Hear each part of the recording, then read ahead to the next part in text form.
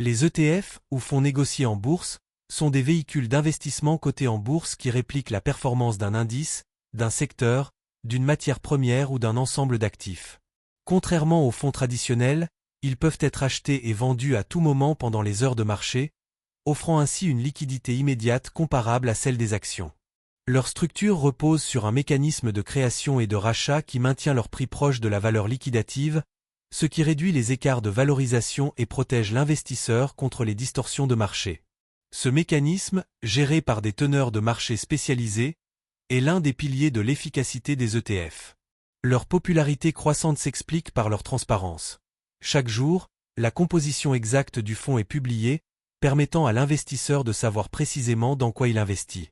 En outre, les ETF offrent une diversification instantanée, un seul achat peut vous exposer à des centaines, voire des milliers d'actifs sous-jacents. Cela réduit considérablement le risque spécifique lié à un titre ou à une entreprise isolée. Leur coût est également un atout majeur. Les frais de gestion sont généralement bien inférieurs à ceux des fonds traditionnels, ce qui, sur le long terme, a un impact significatif sur la performance nette.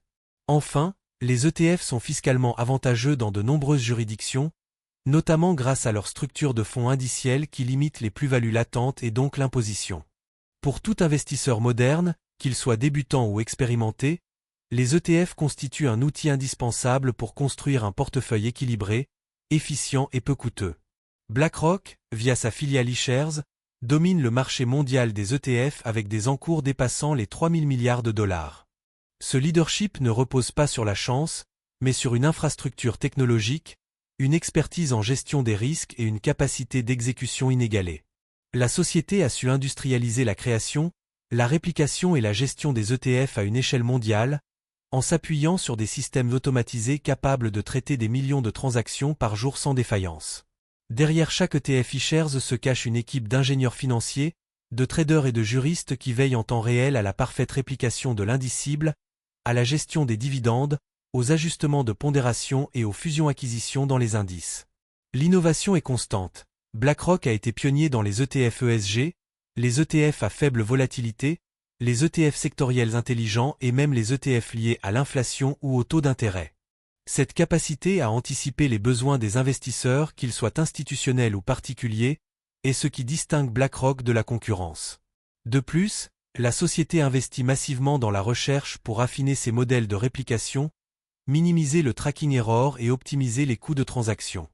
Son réseau mondial de partenaires, de banques dépositaires et de places boursières assure une accessibilité universelle. Un ETF iShares peut être acheté depuis Paris, Sao Paulo ou Singapour avec les mêmes garanties de qualité.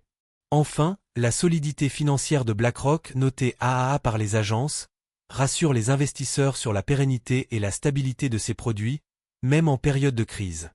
Investir via les ETF ne signifie pas simplement acheter un fonds et l'oublier, cela exige une stratégie claire d'allocation d'actifs.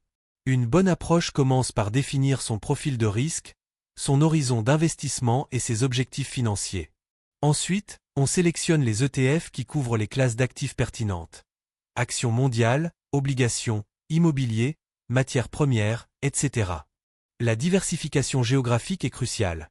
Un portefeuille équilibré inclura des ETF sur les marchés développés États-Unis, Europe, Japon et émergents Chine, Inde, Brésil. La diversification sectorielle est tout aussi importante. Technologie, santé, énergie, finance, etc. doivent être représentés selon leur poids naturel dans l'économie mondiale, ou ajustés selon les convictions de l'investisseur. Le rééquilibrage périodique, trimestriel ou annuel permet de ramener les pondérations à leur niveau cible, en vendant les actifs surperformants et en achetant ceux sous-performants, ce qui revient à acheter bas, vendre haut de manière systématique. Certains ETF tout en un ou Target Date automatisent ce processus, en ajustant progressivement l'allocation vers plus de sécurité à mesure que l'investisseur approche de son objectif, par exemple, la retraite. Les ETF permettent aussi de mettre en œuvre des stratégies avancées comme le Core Satellite, où un noyau d'ETF large et peu coûteux est complété par des positions satellites thèmes, secteurs, pays spécifiques pour capter des surperformances ponctuelles. L'important est de ne pas céder à l'émotion. Les ETF sont conçus pour le long terme. Les allers-retours fréquents génèrent des coûts de transaction et des impôts inutiles, et sapent la performance globale. Une stratégie disciplinée, Simple et bien exécuté battra presque toujours les tentatives de timing de marché. L'un des principaux avantages des ETF réside dans leur structure de coûts ultra compétitive. Le taux de frais annuel d'un ETF large marché peut descendre en dessous de 0,05%, contre 1% à 2% pour un fonds traditionnel actif. Sur 20 ans, cette différence peut représenter des dizaines de milliers d'euros de rendement en plus, grâce à la magie des intérêts composés. En plus des frais de gestion, il faut considérer les coûts implicites. Le spread achat-vente généralement très faible sur les ETF liquides, les commissions de courtage souvent gratuites chez les courtiers modernes et le coût de roulement, qui est minimisé grâce à la réplication passive. Sur le plan fiscal, les ETF bénéficient souvent d'un traitement favorable. En France, par exemple, les ETF répliquant des indices actions mondiaux sont soumis au prélèvement forfaitaire unique de 30%, comme les actions, mais sans imposition annuelle des plus-values latentes, contrairement aux OPCVM traditionnels. De plus, certains ETF distributing permettent de percevoir les dividendes directement, tandis que les accumulating les réinvestissent automatiquement, ce qui peut être avantageux selon le régime fiscal de l'investisseur. Comparé au SICAV, au fonds commun de placement ou au mandat de gestion active, les ETF offrent une transparence totale sur les coûts et les performances, sans frais cachés ni commission de surperformance. Leur efficacité fiscale et économique en fait l'outil idéal pour l'investissement systématique, notamment dans les enveloppes comme le PEA ou l'assurance vie, où la fiscalité est encore plus avantageuse. En résumé, moins de frais égale plus de rendement net. C'est une équation simple, mais trop souvent ignorée. Malgré leurs nombreux avantages, les ETF ne sont pas sans risque. Le premier piège est de confondre simplicité d'usage avec absence de risque. Un ETF suit un indice, donc si l'indice baisse, l'ETF baisse aussi, il n'y a pas de protection intrinsèque. Les ETF sectoriels ou thématiques, par exemple, intelligence artificielle, crypto, énergie verte peuvent sembler attractifs, mais ils concentrent le risque et sont souvent très volatiles. Un ETF sur une seule technologie ou un seul pays émerge peut perdre 50% de sa valeur en quelques mois. Un autre risque méconnu est le tracking error, l'écart entre la performance de l'ETF et celle de l'indice qu'il est censé répliquer. Même s'il est généralement faible chez les grands émetteurs comme iShares, il peut s'aggraver en période de forte volatilité ou sur des marchés peu liquides. Attention aussi aux ETF à effet de levier 2 fois, 3 fois ou inverse. Conçus pour des stratégies de trading à très court terme, ils s'effondrent mécaniquement sur le long terme à cause de la volatilité et des frais de roulement.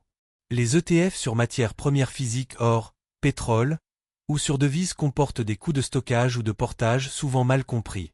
Enfin, la liquidité apparente d'un ETF ne garantit pas celle de ses actifs sous-jacents. En cas de crise, certains ETF sur marchés émergents ou obligataires peuvent voir leur spread exploser ou leur prix décrocher de la valeur réelle des actifs. Pour éviter ces pièges, il faut privilégier les ETF larges, diversifiés, émis par des acteurs majeurs, avec un volume quotidien élevé et un taux de frais annuel bas.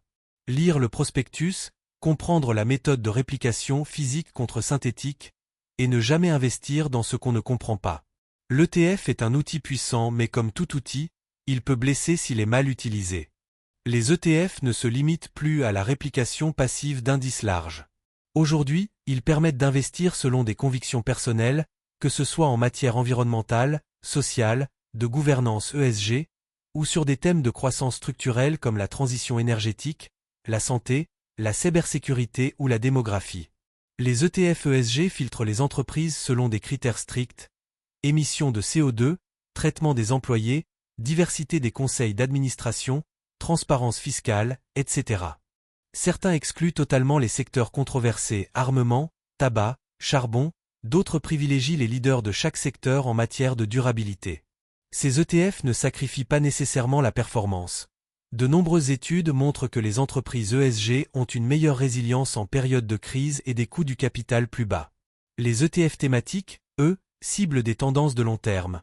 Un ETF sur les véhicules électriques exposera l'investisseur à toute la chaîne de valeur, batterie, moteur, logiciel, minerais critiques.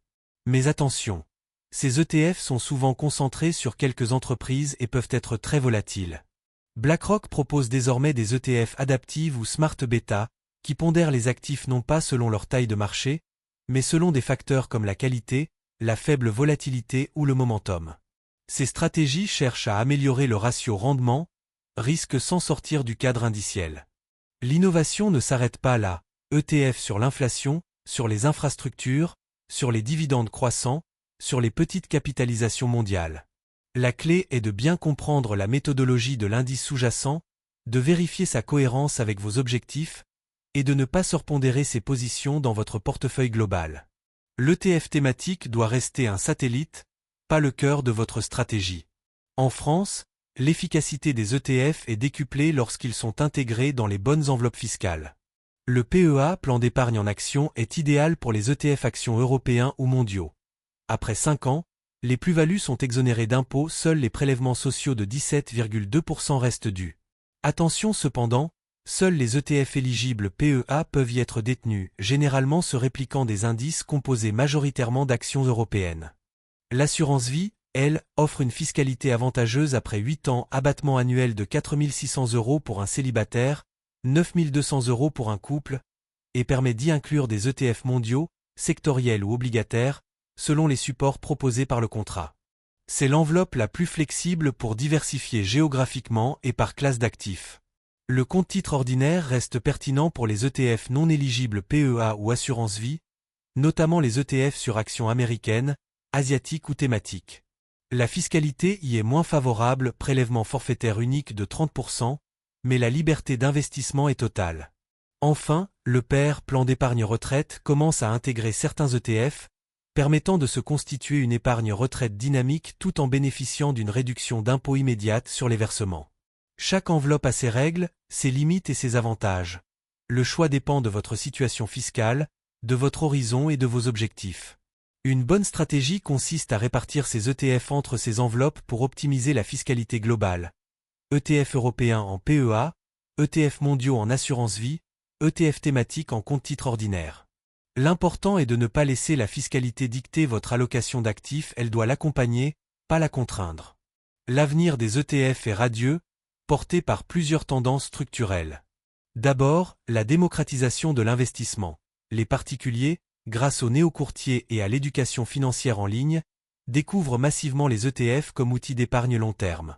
Ensuite, l'adoption accélérée par les institutionnels, fonds de pension, assureurs, fondations qui remplacent progressivement les mandats actifs coûteux par des ETF passifs, plus transparents et plus performants sur le long terme.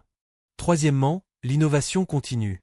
ETF actifs actively managed ETF, ETF à impact mesurable, ETF tokenisés sur blockchain, ETF climatiques alignés sur l'accord de Paris. BlackRock travaille déjà sur des ETF capables d'ajuster automatiquement leur exposition en fonction des indicateurs macroéconomiques ou climatiques. La régulation évolue aussi, l'Europe et les États-Unis renforcent la transparence sur les méthodologies ESG et la réplication synthétique, ce qui renforce la confiance des investisseurs. À l'échelle mondiale, les ETF deviennent un outil de politique économique. Les banques centrales pourraient un jour les utiliser pour injecter de la liquidité directement dans des secteurs stratégiques. Pour l'investisseur individuel, cela signifie que les ETF ne sont plus un simple produit financier, mais une infrastructure essentielle de la finance moderne, aussi fondamentale que le compte bancaire ou l'assurance. Que vous souhaitiez préparer votre retraite, financer un projet ou simplement faire fructifier votre épargne, les ETF offrent une solution robuste, accessible et performante. Alors, qu'attendez-vous? Commencez petit, apprenez, diversifiez, restez discipliné, et laissez le temps et la composition faire leur travail. Si ce contenu vous a été utile, n'oubliez pas de vous abonner, d'activer la cloche pour ne manquer aucune de nos analyses, de liker cette vidéo, et de partager votre expérience en commentaire. Quel ETF avez-vous choisi pour votre portefeuille, et pourquoi? Vos retours nous aident à créer du contenu encore plus pertinent pour vous. Merci d'avoir regardé et bon investissement.